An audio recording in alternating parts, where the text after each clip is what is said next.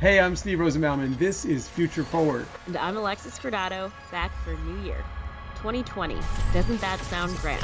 Today, we'll get the skinny on some CES surprises from our friend Glenn at IEEE.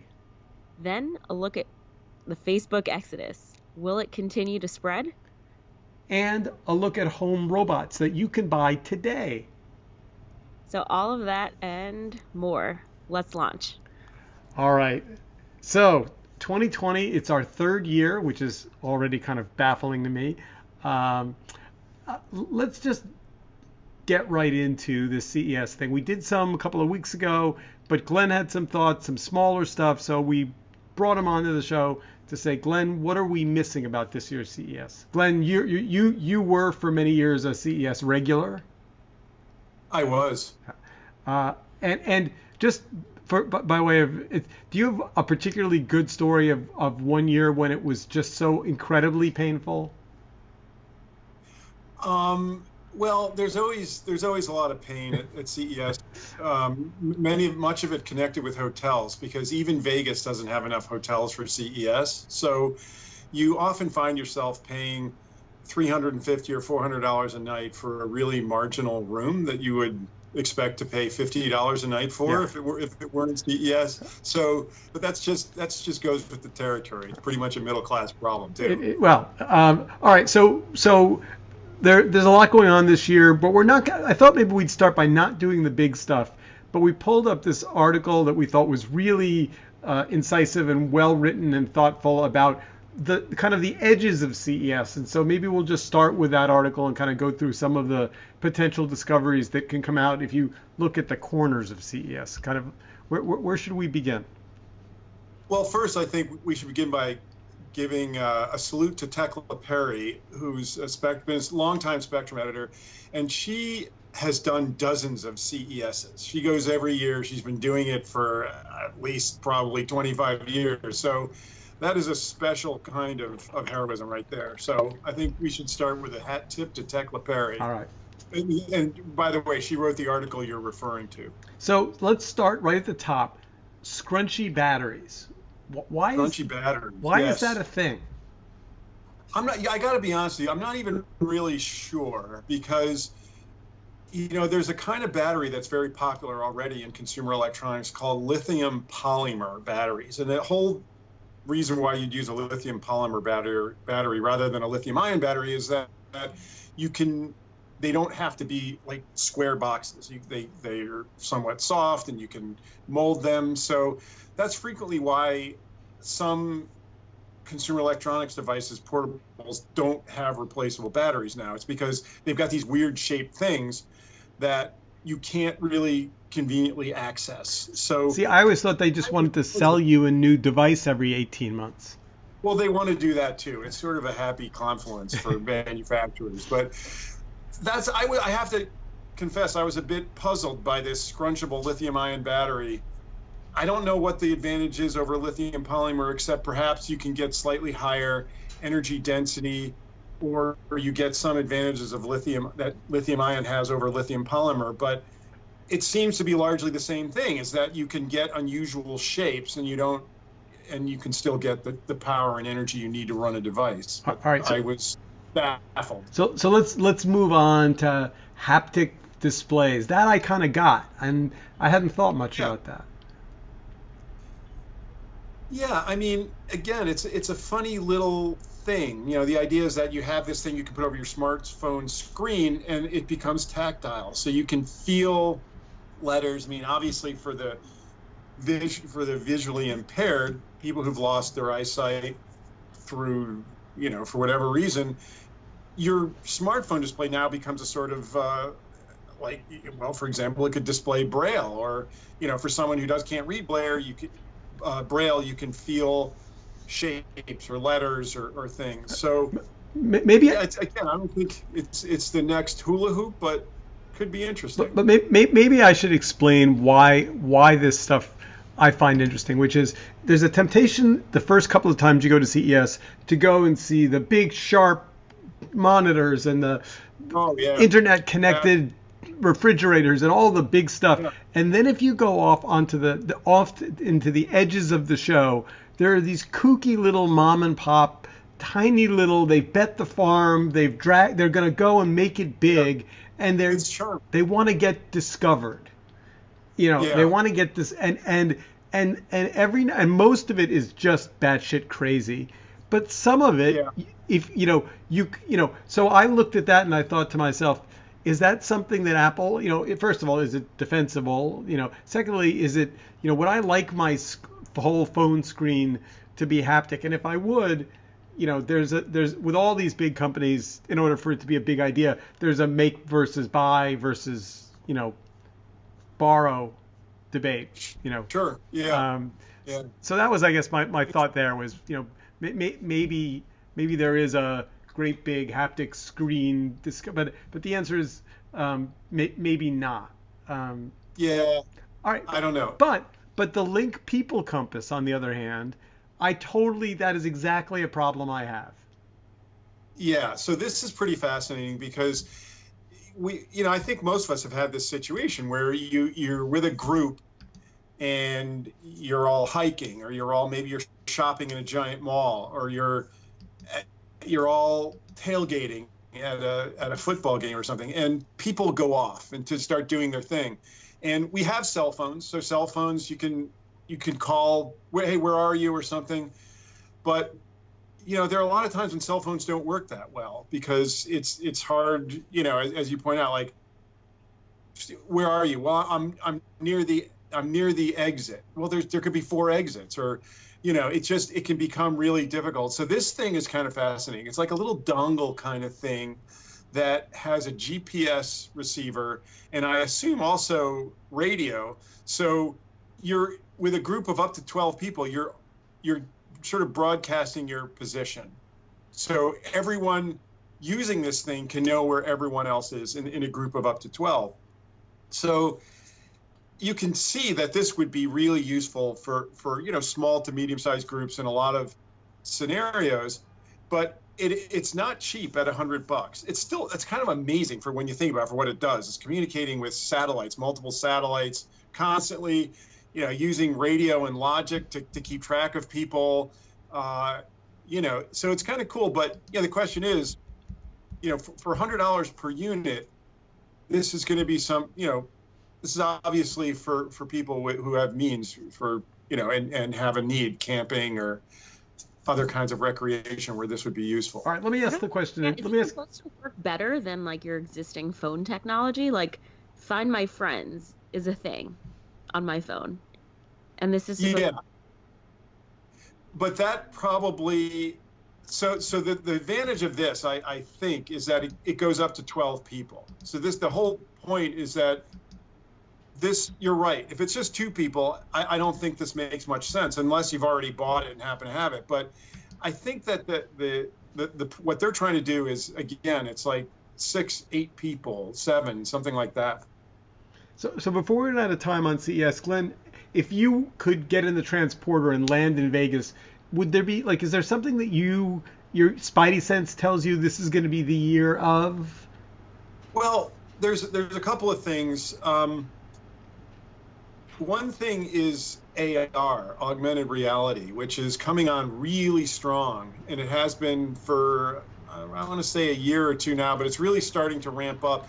Augmented reality is basically, it's based on headgear, glasses or goggles, and it's different from virtual reality. Virtual reality is the idea is that it's supposed to use technology to put you in a different world, the sights, the sounds, maybe the smells and sensations. But augmented reality is like a medium ground. So you've got these goggles or eyeglasses, you look through them, and information and data is projected onto your field of view. So the classic ideas people have had are, you're walking around in a city and you're looking around, and it can be telling you what buildings you're looking at. You can be, in a really kind of futuristic scenario, you could know who this person is, who these people are, or what they're interested in, online dating in a new realm possibly. But augmented reality is starting to get really interesting because Google, Apple, I think Facebook, all these companies, the usual giant tech companies, are all believed to have wearable, eyeglass type things with augmented reality in the works. And there's, I've heard rumors that they're spending billions on this. Yeah. So if you may remember Google Glass, it came, it went, it got a bad kind of rap. And so this is like, if you want to think of it as the second coming of Google Glass, where they, kind of fix the problems, all their problems, and find a way to really make this compelling and useful. I mean, that's one way of thinking about it. But it's coming. Whether it's going to revolutionize the world, no one knows. But something is beyond the smartphone. Probably the smartphone is about a decade old now, and it's it is a gigantic industry. It is a consumer electronics juggernaut. It is replacing entire categories of gadgets like phones and not phones, cameras. Yeah, inexpensive cameras. So Glenn, if you think that the phone replaced the digital camera, for example, you're saying that you think that AR in glasses potentially eats the phone? Well, it's possibly. There's this idea that the smartphone is 10 years old, and nothing lasts forever, and certainly in consumer electronics, nothing lasts forever. Although, things last for decades. We're still looking at TVs, although they've gone through technology revolutions. But the idea is that there may be something past the smartphone, and that would obviously be huge, because the smartphone is one of the largest industries in the world now. So some people think that someday it might be some form of wearable. Cool. And one possible wearable would be some sort of headgear eyeglasses type setup, because this would Google Glass was like a first step in this direction, but the technology now, in just the decade or so since Google Glass, the technology is much better. It's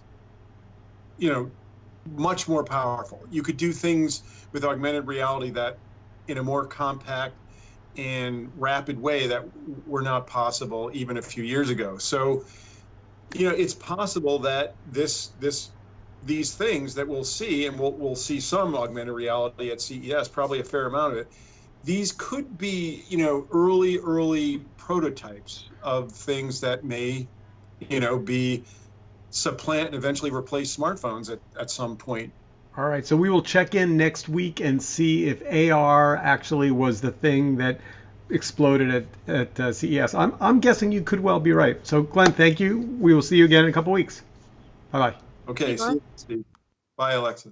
All right, so I have a confession to make. Having not spent any time on dating apps, when I read this, I was a little baffled by it. This is the Smashable piece that essentially says there's all this ecosystem tied into Facebook that people aren't aware of. We're switching the tables, because I've never been to CES, but I have a ton of experience on these dating sites.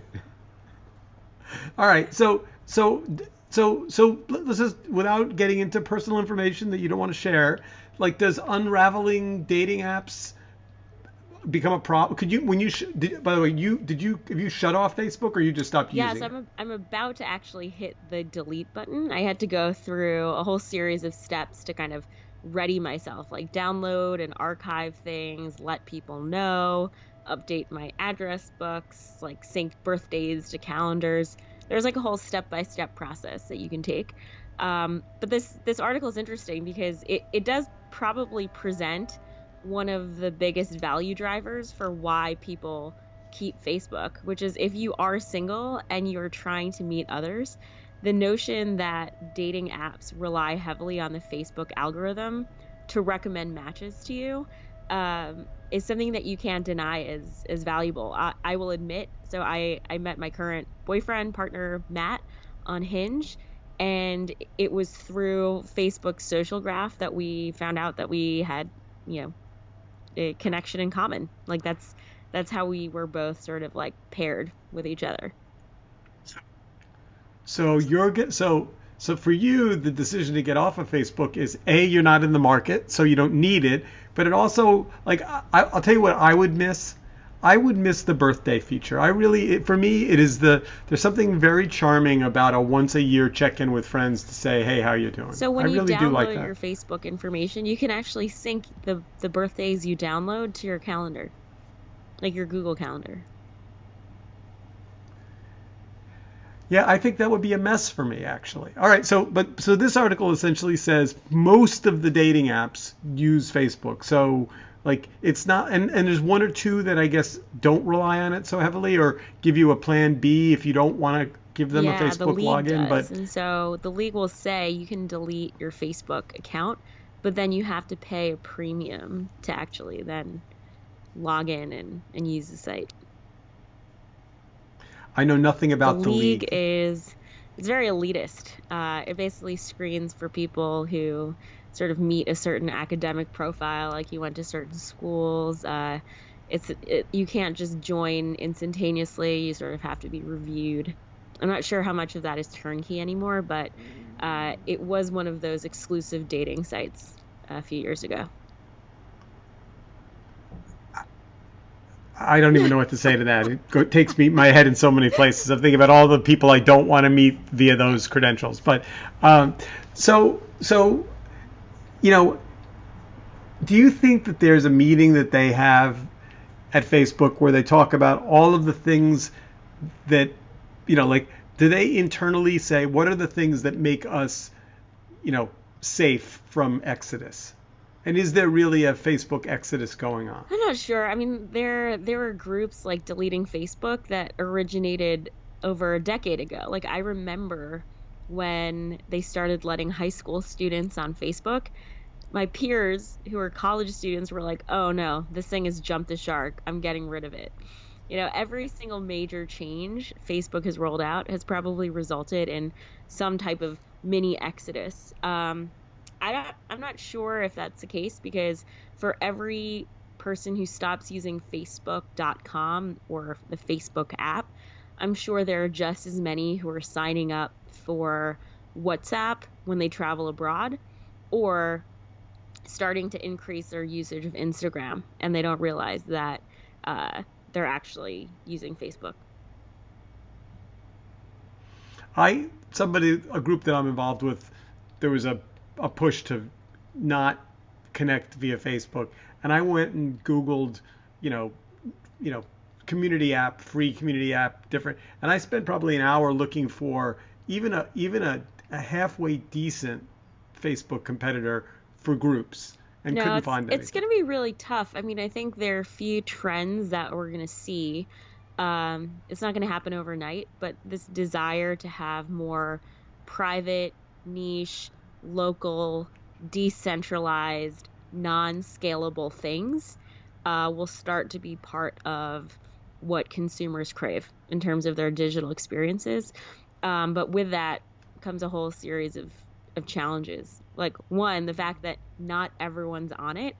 Community organizers, sort of linchpins, like people will have to learn skills around digital organizing and community management in a way that hasn't really been codified across the masses.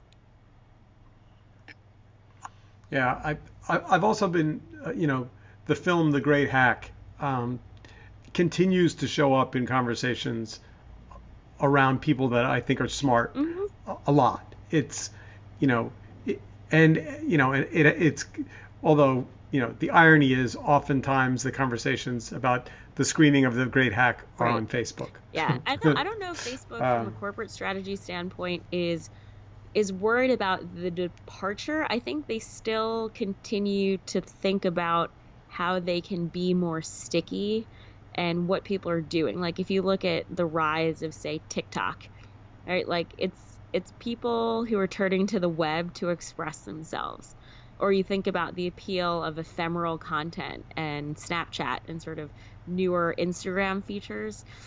I think Facebook is always going to have a pulse on what uh, sort of the next generation of digital natives want. and wherever that hockey puck is going, that's where they're going to skate, either through acquisition or just they have enough developer resources where they can really just like copy and paste over and over again. The other day, Facebook barfed up at me a 1 year retrospective video that they put together for photos algorithmically, and it was very charming. I really enjoyed it more than I thought I might. And it occurred to me when photos started becoming a social communication tool, whether it was Flickr in the early days or then Facebook, I just presumed that that would be a new normal. And so when I think about my sons, particularly my younger son, who lives on Snapchat or on Instagram, but not at all on Facebook, like all that, the thing about all that ephemeral stuff is, the things that I took for granted and thought would be around for generations, which is that photos would be a way to archive kind of, long-term memory. I think that's not a thing anymore. I mean, there's personal preference. I mean, you probably always skewed higher towards being an archivist and someone who really valued media. But there are plenty of people who don't, right? My aunt is a classic Sears photo hound who probably dressed my cousins up in every single holiday photo and took them to the mall. My mom was like never that person. And so in the way that you kind of see that behavior in the past, there are plenty of people who post on Instagram and put filters on and it's just like a painstaking process. I'm saying something different than that, which is, yes, that's true, but the idea that there's no central way to use Instagram as I want to see when did we go to vacation in Jamaica? I don't remember. Let's look. You're saying that from a memory keepsake standpoint. Yeah, and maybe because it's just so much. Like it's hard to value the content when it's overwhelming. Yeah, I think that's right. All right. Last but not least, we do love robots and we cover them often. And because it's CES week, we thought it was important to just take a check at where robots were going. And it turns out there's a new one. Although I'm a little puzzled by this. This is a robot. This is a company called Trifo, and they raised $15 million for a robot vacuum cleaner called Lucy. And at first I thought maybe it was I am not a Roomba person. I've never had a Roomba. I've never even visited anyone that's had a Roomba. So but. Did you understand what about Trifo made it better than Roomba? I think it's the room recognition. So I'd imagine like if you have, I don't know, a room full of china, like a dining room, but then you have like a messy kids play area, that it could recognize like, don't go into the room with the breakables, clean up the messy room with the kids. What they say is that they're not using cameras anymore, they're using lasers. Which, okay, I wanted it to be, and by the way, their first robot vacuum is called the Max. So I guess I was a little underwhelmed by robot vacuums of all types. I mean, at the end of the day, it's a vacuum. I'm not sure how much I could get excited about cleaning my house. I got a robot window cleaner. Oh, that is exciting, especially in New York. And we have big windows, and the only way to get them cleaned is to have guys come with big suction cups and lift the windows out of there. Very expensive and complicated. So I put it on the outside. You put it on with a magnet. And it goes up and down on the outside of the yeah. My wife hated it. It has a safety cable and there's a whole thing so it won't fall and kill someone on the street, but she just found it way too unnerving and we ended up returning it. That's sad. But meanwhile, they've since I think I haven't heard about. I mean, I thought maybe the technology would get better, but I don't even remember the name. So all right. Anyway, so if you're at CES, please, on behalf of the team here at Future Forward, go in search of a cool, robot house cleaning unit that we haven't heard about yet. Take a picture and send it to us, and we will feature it on the show. Exciting. Digital domesticity. And yes, IoT. I am not getting a refrigerator connected to the internet ever. With that, we are out of time. We'll be back again next week. By then, we will have all the buzz from CES, and we'll talk about that and other great things. Till then, have a good week.